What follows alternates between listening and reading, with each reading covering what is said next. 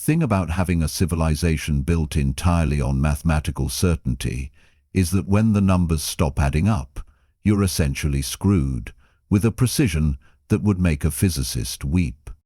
High mathematician Extinction of the Keth'var hegemony stared at the probability matrices floating before him, each calculation more depressing than the last. 0.0003%. That was their current survival probability against the Devourers, and even that generous estimate assumed the machines would spontaneously develop a conscience somewhere between consuming the outer colonies and arriving at their homeworld. "The projections haven't changed," announced junior calculator Nex Prima, her 6 arms working furiously across holographic displays. 17 days, 4 hours, 12 minutes, until total biomass conversion. Give or take a few screams. "Delightful," muttered Commander Vectos, the only military mind left with enough rank to matter. His scarred carapace bore witness to 3 separate encounters with Devourer scouts, making him the closest thing they had to an expert. Perhaps we could bore them to death with more calculations. The Devourer swarm had appeared 6 months ago from the Galactic rim, a cloud of self-replicating nanomachines that consumed matter and converted it into more Devourers. No demands, no communication, no apparent weakness, just an endless hunger wrapped in adaptive technology that learned from every defense thrown against it. The hegemony had tried everything their methodical minds could conceive. Electromagnetic pulses that the swarm absorbed and used to improve their shielding, quantum disruption fields that the machines somehow incorporated into their own technology, even biological warfare, which had resulted in the Devourers developing what could only be described as an appetite for germs. "We could surrender," offered Nex Prima with the sort of optimism that comes from desperate ignorance. "To what?" Vectooth's mandibles clicked in bitter amusement. "They don't negotiate. They don't even acknowledge our existence except as raw materials. It's like trying to surrender to entropy itself." Zixthran's crystalline eyes focused on a particular data stream, one that had been flagged as irrelevant by every analysis algorithm. "There is one option we haven't considered." The chamber fell silent, except for the soft hum of failing planetary shields above them. "The quarantined species," Zixtar continued, his voice carrying the weight of contemplating the unthinkable. "Designation Terra 3, 3rd planet, Sol system." Vectoo's claws scraped against the metal floor. "The humans? You want to contact the humans?" "I want to survive," Zextharan corrected, "and according to historical records, they possess the one quality our mathematical models cannot account for. Insanity," Nex Prima whispered. "Unpredictability," Zixthran amended. "When the Galactic Concordance voted to isolate them 2 centuries ago, it wasn't because they were weak. It was because no one could predict what they'd do next. Their entire species operates on principles that violate basic logic." The historical files painted a picture of magnificent chaos. Humans who declared war on abstract concepts. Humans who befriended predators that should have eaten them. Humans who responded to extinction-level threats by throwing parties to go out with style.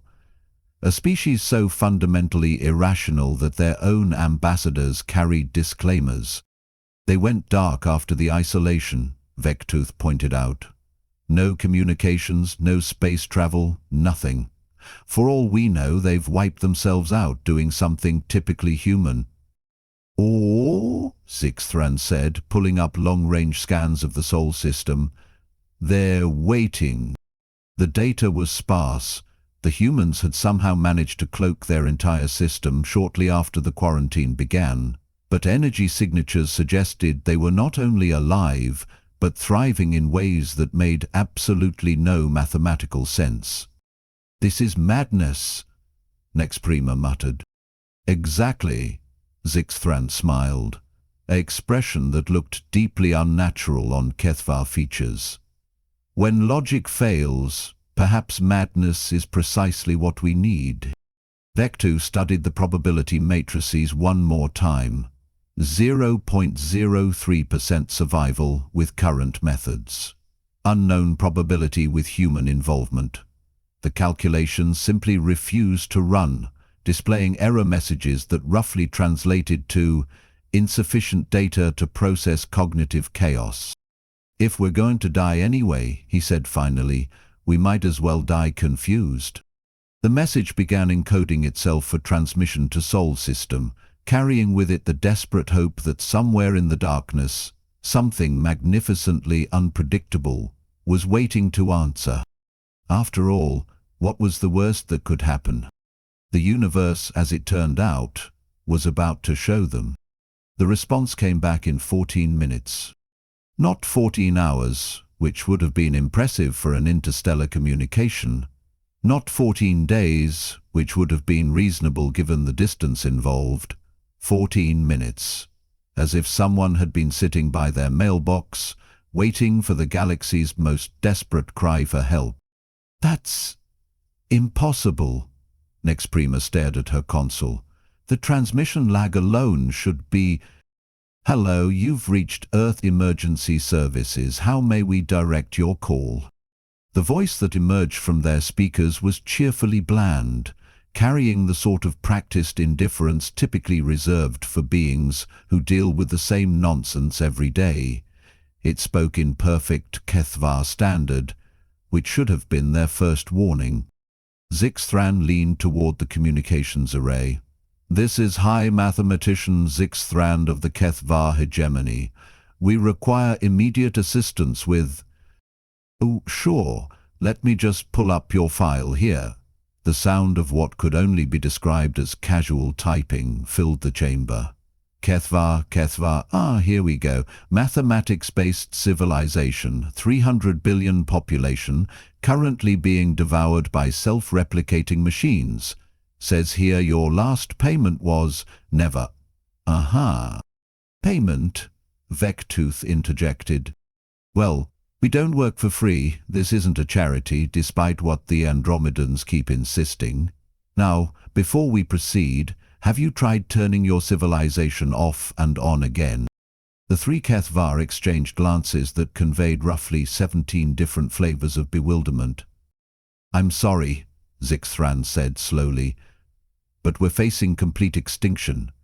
Turning our civilization off would rather defeat the purpose." Right. Standard response. "Let me transfer you to technical support. Please hold."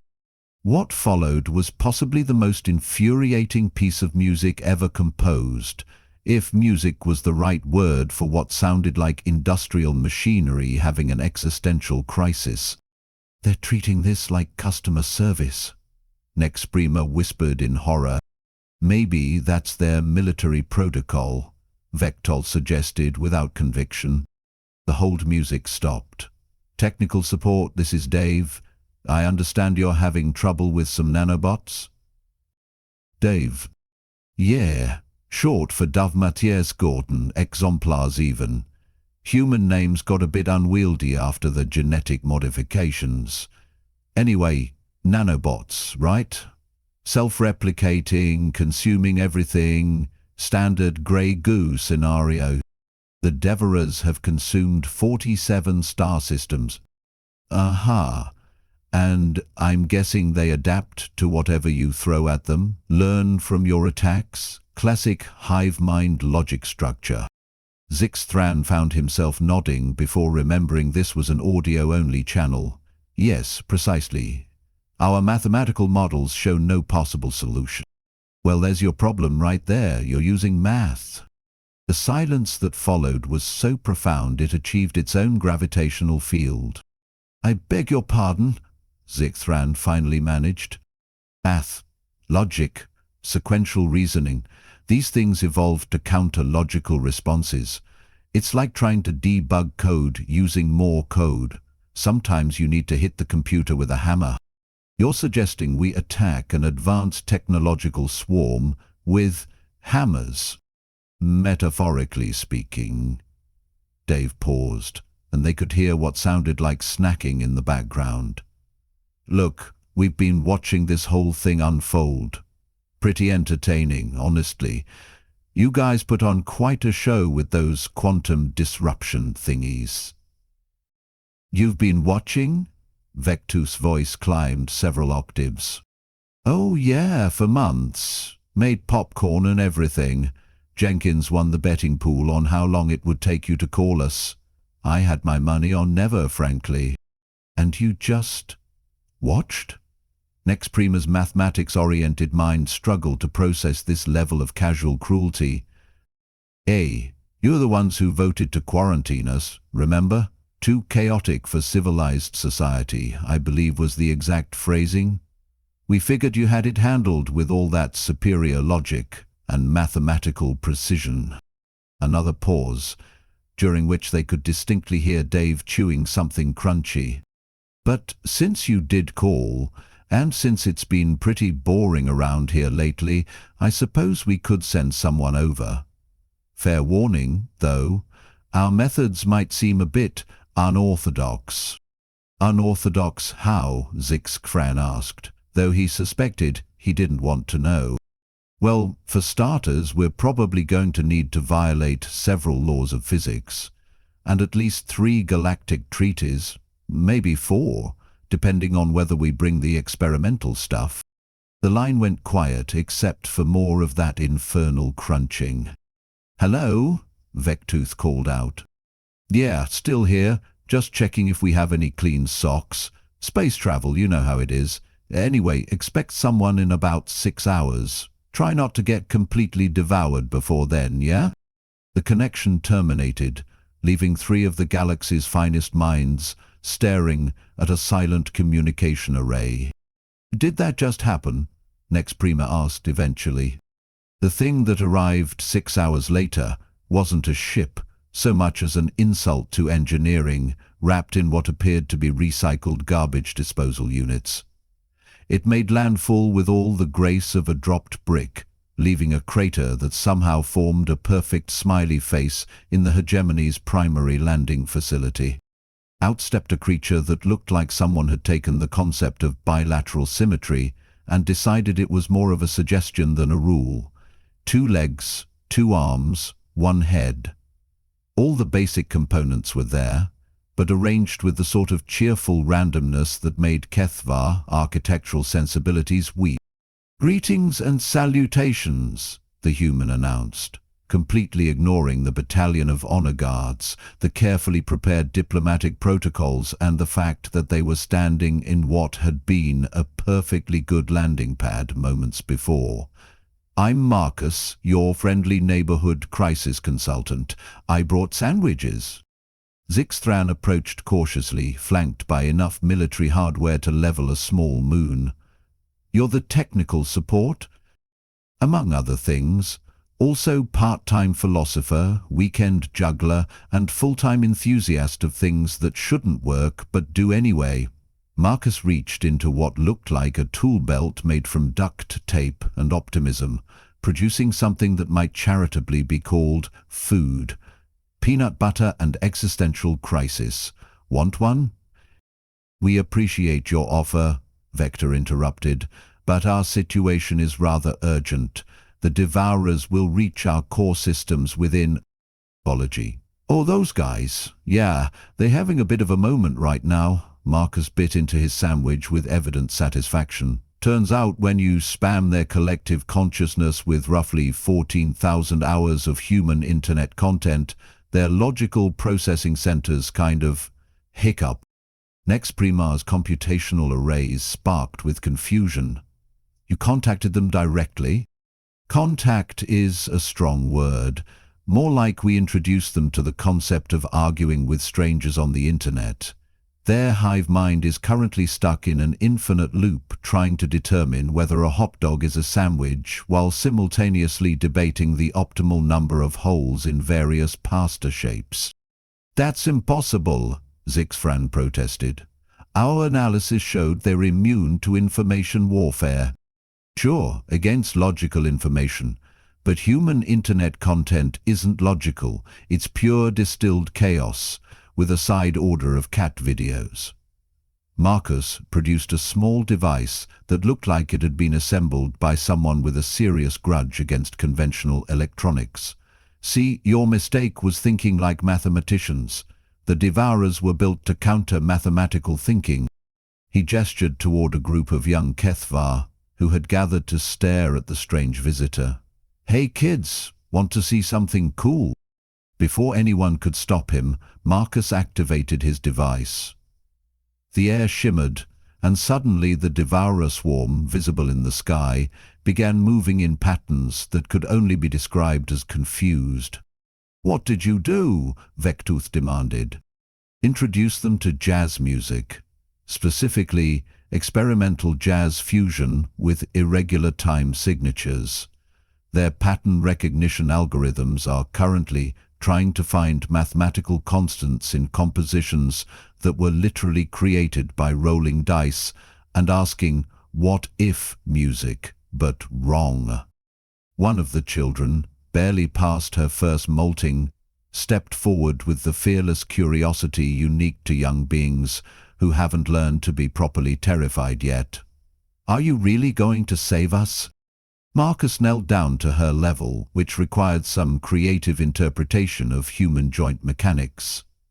Well, kiddo, saving is a big word, but I can definitely confuse your problems until they go away and bother someone else.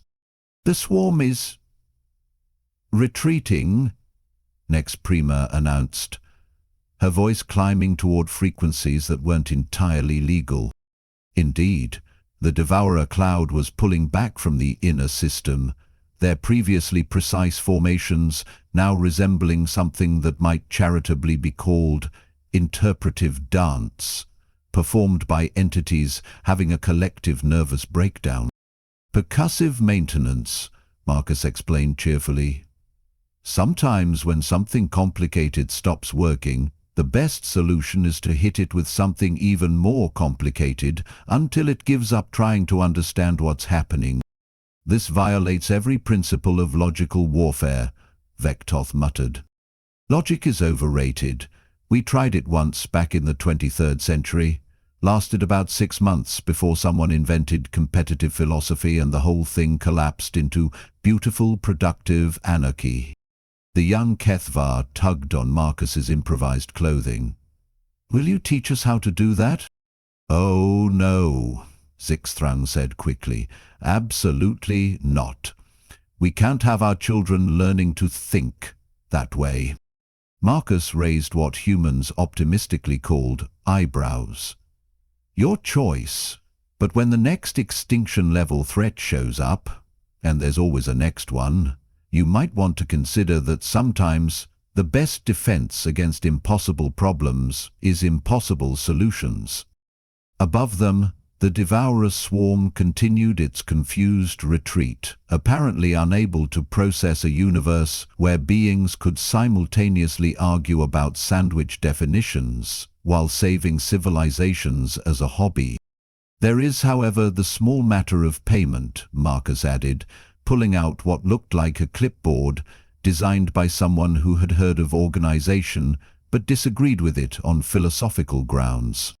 The invoice, when Marcus finally located it among what appeared to be grocery lists and doodles of various galactic species wearing amusing hats, was not what anyone expected. Emergency Pest Control Services, he read aloud.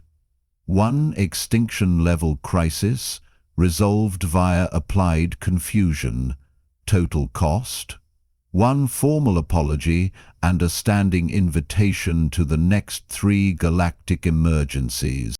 Zixfran blinked several times in rapid succession, a sure sign of cognitive overload among his species. That's... Well, there's also a small administrative fee. Marcus flipped to the next page. You'll need to stop referring to us as a quarantined species in your official records. The proper term is freelance reality consultants. We've had our feelings hurt for 2 centuries now. Your feelings? Vector's mandibles twitched. You've been solving galactic crises for entertainment, because your feelings were hurt? Oh, we've been solving them regardless. The Zerian plague of 2387? We introduced them to the concept of competitive sneezing until they evolved into something that just gives people mild allergies. The temporal recursion war? We convinced both sides they were arguing about events that hadn't happened yet, which technically made them both wrong and right simultaneously. Nexa Prima's computational matrices were smoking at this point. You've been interfering with galactic affairs for decades. Interfering is such an ugly word. We prefer providing unsolicited technical support. Jenkins keeps a whole spreadsheet of it, color-coded by level of absurdity and everything. The young Keth'var who had spoken earlier raised a tentacle. If you're so good at fixing things, why did you let the galaxy quarantine you? Marcus grinned, an expression that somehow managed to be both reassuring and mildly terrifying. Because watching civilizations convince themselves they're too sophisticated for help, while simultaneously creating increasingly elaborate ways to nearly destroy themselves, is absolutely hilarious. That's horrible, Zixathran said. That's Tuesday for us. Besides, you always figure it out eventually.